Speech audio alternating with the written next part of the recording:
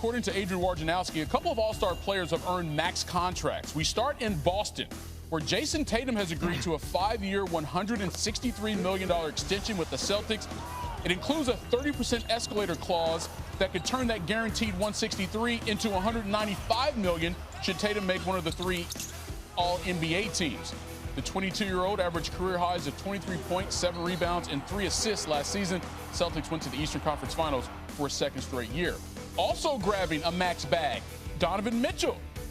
The Jazz guard getting that same 5-year, $163 million extension. Again, that could balloon to $195 if he reaches All-NBA status. The 24-year-old averaged 24 points a game last season, and then he dropped 2 50-point games during Utah's 7-game series loss to Denver in this year's playoffs.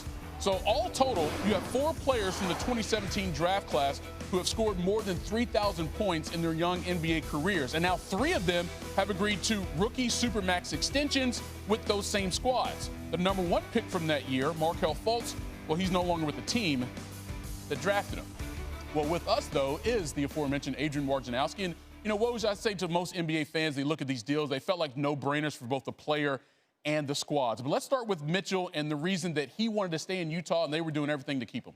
Yeah, there's a great relationship there with Donovan Mitchell, not just that organization, but that community. And he came to them at the draft, right before Gordon Hayward left in free agency. That was a wounded city. And immediately he gave them hope. And they realized very quickly they had a superstar and a player to build around. And now he comes back. You saw what he did in the bubble. And a player that really has blossomed, you've seen as a man. And you see him at the forefront of the social justice movement this summer in the league. And he's had a strong voice with that in that Salt Lake community. And you'll see a lot of that going forward. And he's just the kind of person that new ownership there, Ryan Smith, their front office, that they want to build around. We often talk about players that are face of the franchise. He's definitely that there in Salt Lake City. All right, but let's go over to Boston. Jayson Tatum, I mean, he really emerged as a star this past season. Granted, they got some young talent in that squad, but that seems to be the building piece for this team going ahead.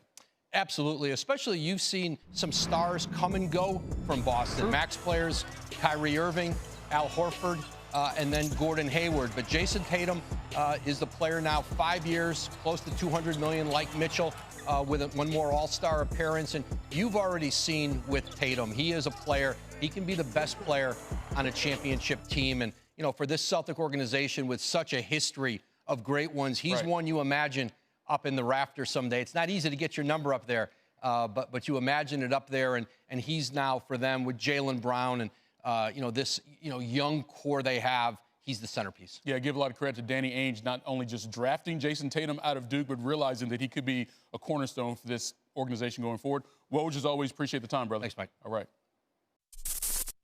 Thanks for watching ESPN on YouTube. For live streaming sports and premium content, subscribe to ESPN+.